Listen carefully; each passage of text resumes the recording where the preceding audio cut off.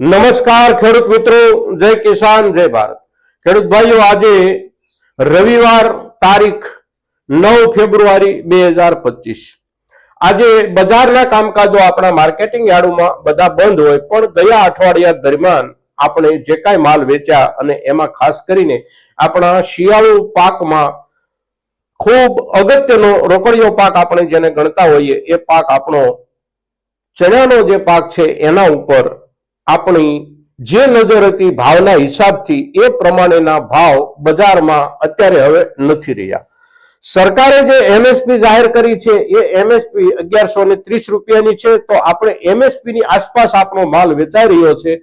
લગભગ આપણે એવું કહી શકીએ કે એમએસપી થી વધારે પૈસા કોઈ ખેડૂતને કોઈ થોડા અમથા માલમાં આવી રહ્યા છે। બાકી બધો માલ આપણો 1000 રૂપિયાથી લઈ અને 1100 ની વચ્ચે સારી ક્વોલિટીમાં પણ વેચાઈ રહ્યો છે। તો આ પરિસ્થિતિમાં હજી આપણા કેટલાક ખેડૂત ભાઈઓ પાસે ગયા વર્ષના ચણા પણ સંગ્રહિત અવસ્થામાં છે।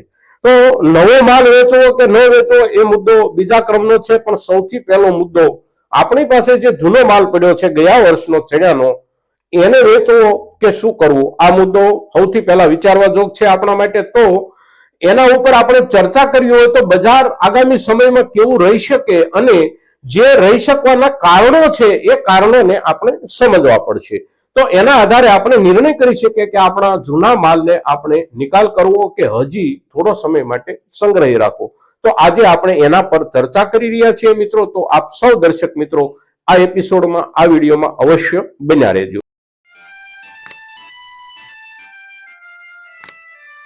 તો ખેડૂત ભાઈઓ, ચણામાં ગયા વર્ષે સિઝનની શરૂઆતમાં આપણને એકંદર ભાવ ઠીક મળ્યા અને સિઝનની શરૂઆત પછી લગભગ જેને મુખ્ય સિઝનનો સમય આપણે કહી શકીએ એ દરમિયાન પણ ભાવ જળવાઈ રહ્યા, પણ પછી ધીમે ધીમે ભાવો ઘટતા ગયા અને એવી રીતે ઘટતા ગયા કે રોજે રોજ થોડા થોડા ઘટે અને થોડા થોડા ઘટતા લગભગ 25% જેટલા ભાવ તો સિઝન દરમિયાન ઘટી ગયા। પણ એની સાથે જોડાયેલું જે કારણ હતું એ કારણ હતું ચણાની આયાત અને સાથે સાથે ચણામાંથી જે કાંઈ બનાવટો આપણે ત્યાં તૈયાર થતી હોય છે, જેમ કે બેસન હોય, દાળ હોય કે જુદી જુદી ચણાની કોઈ પણ બનાવટમાં જેની મિલાવટ થઈ શકે એવી ચીજ એટલે પીળા વટાણાની જે મોટા પાયે આયાત થઈ અને એ આયાતનો આંકડો ગઈ વર્ષ દરમિયાનનો લગભગ 30-31 લાખ ટન જેટલો છે દુનિયાના બીજા દેશોમાંથી।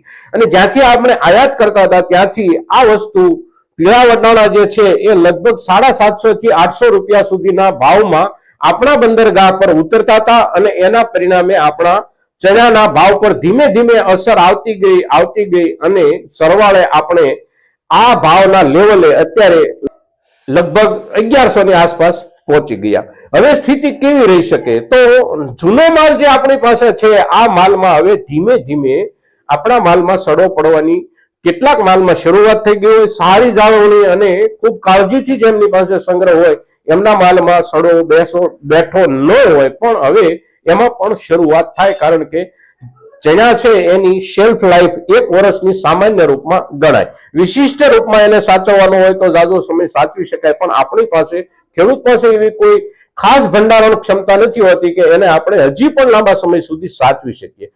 તો અત્યારના સમયમાં જૂનો માલ જે ચણાનો છે એના ઉપર આપણે અવશ્ય વિચારવું પડશે, એટલા માટે કે એ માલ હવે ધીમે ધીમે આપણો જોખમી થઈ રહ્યો છે એની જાળવણીના હિસાબે।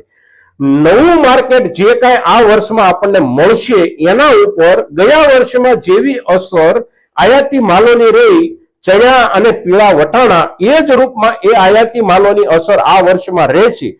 જે દેશોમાં પીળા વટાણાનું ઉત્પાદન થાય છે દેશના ખેડૂતોને આપણા દેશના બજારનો લાભ મળશે અને એની અસર આપણા પાકેલા માલ પર થશે।